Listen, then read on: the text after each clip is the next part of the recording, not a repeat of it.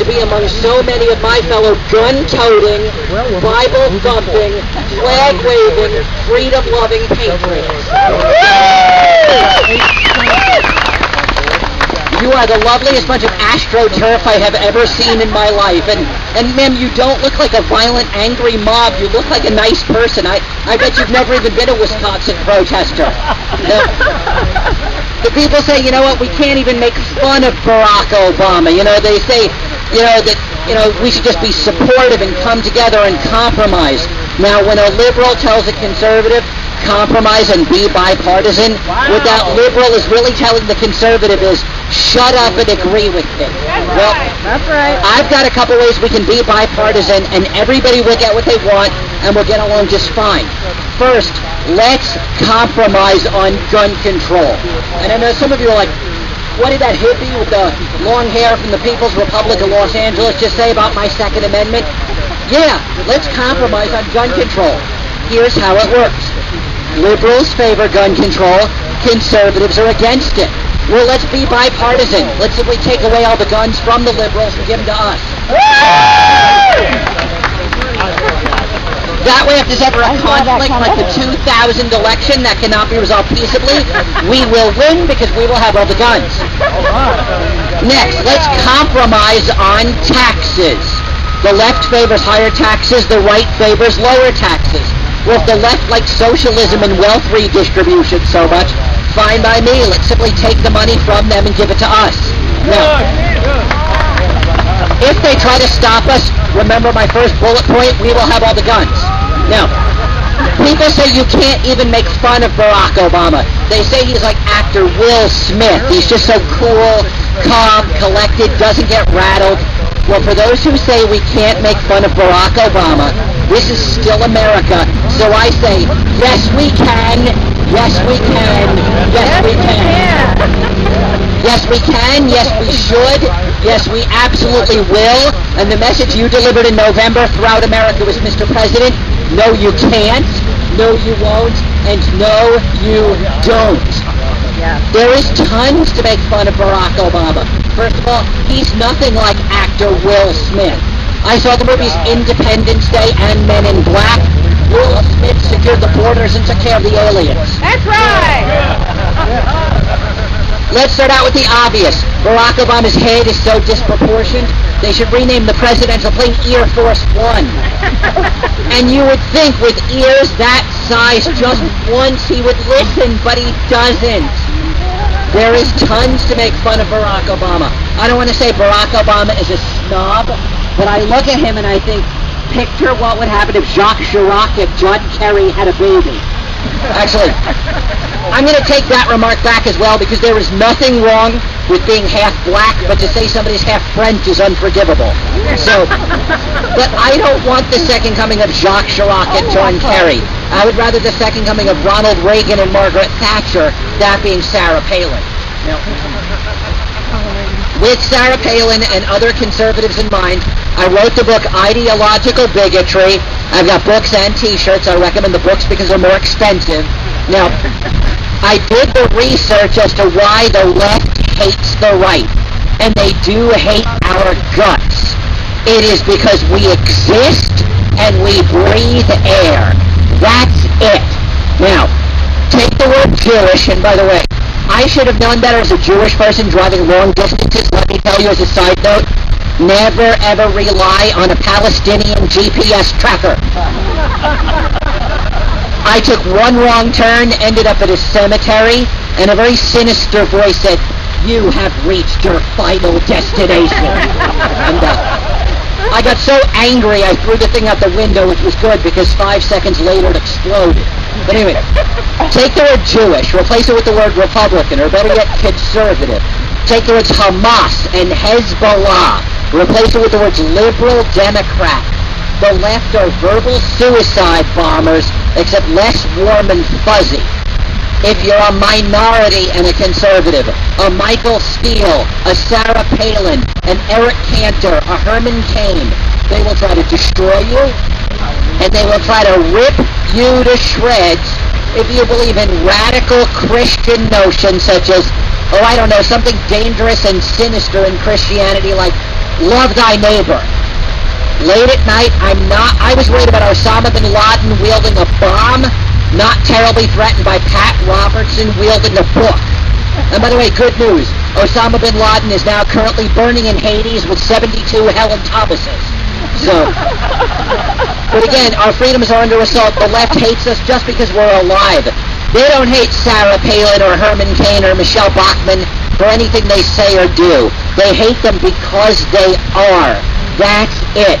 Now, I don't agree with Sarah Palin on every issue, and maybe I shouldn't say this in the heartland, but I'm going to, being from California. I can't stand Sarah Palin's position on traditional marriage. I think it's absolutely awful. What I mean by that is I can't stand the fact that she's married to somebody who's not me. I did an event a few months ago with Michelle Bachmann. I asked for advice before I spoke. They said, you want advice? Her husband is standing right there. Please put the jewelry and flowers away. The left should love Sarah Palin. Now, this is a woman, okay, who ran an entire state, had a budget surplus, whatever that is, California, 5 lovely children that she picks up and takes to school while balancing everything else. Barack Obama only has 2 children. He has Joe Biden picking them up from school. And for those of you wondering who does less actual real work than Hillary Clinton and still gets a paycheck, it is the Barney Fife of the administration, Joe Biden. If Joe Biden did any less real work, he would be a Wisconsin school teacher and the protesters supporting them. Now, the left should love Sarah Palin. She has a beautiful, adorable, special needs child that she cares for and adores while balancing everything else. For that reason alone, the left should worship Sarah Palin and adopt her as one of their own, because the left is an entire political ideology of special needs children. Every word out of their mouth, gimme, I need, I want, I deserve, I'm entitled. No, you don't. Woo! When you're 4 years old, it's mildly adorable. When you're 64, like Barbara Boxer, Hillary Clinton, or the Pelosi Raptor, it is intolerable. Now, on the subject of 4-year-olds, my best friend and his wife recently adopted a baby boy. Handsomest little fella on the planet, can raise his arms after a touchdown, melts my heart, and I affectionately refer to this child as the boy. And the more I look at the boy, the more he reminds me of the president. I mean, both the boy and the president are adorable little gas bags. They both spend hours looking and admiring at themselves in the mirror. They should both work for the 3M company because their favorite words are me, mine, and more. And when they don't get their way, they both throw temper tantrums and need to be sent to their room for a timeout. Barack Obama's first timeout, Scott Brown. Second timeout, 2010. Third timeout when we fire him in 2012. All right. Yeah. And by the way, I see your sign that says you vote pro-life. Here's a question you need to ask the candidates. I asked it of Rick Santorum and Jim DeMint, and they both passed the test. Here's how you determine if somebody's really pro-life. Don't let them try and fool you. Look at them and ask the simple question that I asked Rick Santorum and Jim DeMint. Would you still be willing to be pro-life if modern technology would show that the child would grow up to be defective ideologically like Barbara Boxer or Nancy Pelosi? Rick Santorum looked at me and said, I believe there's hope for every child. If you're willing to bring Nancy Pelosi into this world, you're pro-life. So, now the fact of the matter is that I became a conservative because I am the son of a Holocaust survivor. And when you are the son of a Holocaust survivor, you will not get an ounce of sympathy growing up for anything as long as you live. Teenage angst did not exist in my household. I remember at age 14, I tried to convince my father that social studies class was too hard. He just looked at me unsympathetically and asked, did the teacher try to shoot you?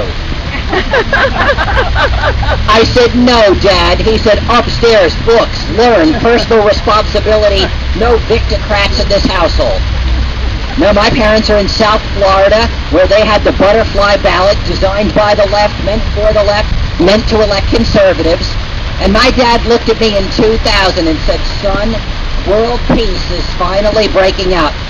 I said, where are you going with this, Pop? He said, just to think that elderly, liberal, Jewish Holocaust survivors are willing to put aside the past, let bygones be bygones, and vote for Pat Buchanan. He said, son, if your mother and I ever get to the point where we can't figure out a ballot, or we are too feeble to push the thing all the way through, son, at that moment we will have become liberals, euthanize us, the house is yours. My parents are still complaining in South Florida. My dad's like, we have got to secure the border. I'm like, Dad, what have the Cubans ever done to you? They vote Republican. They're conservatives. What's the problem? What do you have against Marco Rubio? He said, son, I'm talking about the northern Florida border. The New York liberals keep coming. He wants us to get our best sharpshooters at the Citadel in South Carolina to keep them from reaching Georgia. Florida, Arizona, California, Texas, overrun by parasites. They drain the state of services. They don't work. Demand new services. Speak a foreign language I don't understand. I don't recognize my own country anymore, all because of parasites who take and give nothing back. Of course, I'm talking about AARP liberals. And lastly, I want to say a couple of words about our military. For those of you who are veterans or related to veterans, thank you and welcome home. Now, not to brag, because real heroes should not spend every waking minute announcing to the world that they're heroes, but I know something about war zones and combat. I did 2 tours of duty as a student in a New York public school. As I told Colonel Alan West a couple weeks ago, you're welcome. So they say that when a war is lost, we should pull all the troops out so that not a single soldier dies in vain. Fine. Let's surrender, admit defeat, and pull every single one of our troops out of Detroit and relocate them to Iraq and Afghanistan where they can actually win. Now, one of the things that I've learned, and I wish politicians understood this, it is always better to have people ask, why are you finished speaking? Then, when are you finished speaking? So I will leave you with a Hebrew word. The word is hineni. It means here I am. Never give up. Never give in. Always fight for what you believe in. Never back down from a fight. Don't bring a knife to a gunfight. Bring a bazooka. Or a Predator drone if you have one. We are right. They are wrong. We will win. The left will lose. We will laugh and we will make them cry in 2011, 2012, 2013 and beyond, and have fun doing it. Live, love, laugh, win. Hineni, here I am, conservative and proud of it always. Thank you so very much. Thank you.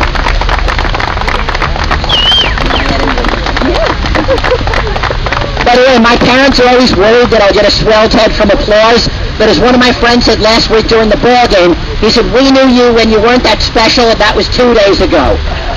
Quick sports update, Joey Chestnut just completed the drive for 5. He won the hot dog eating contest. I will be selling copies of my book. I take checks from conservatives, not from liberals. I'm also an upper middle class panhandler. Please put something in the hat if you can. Thank you.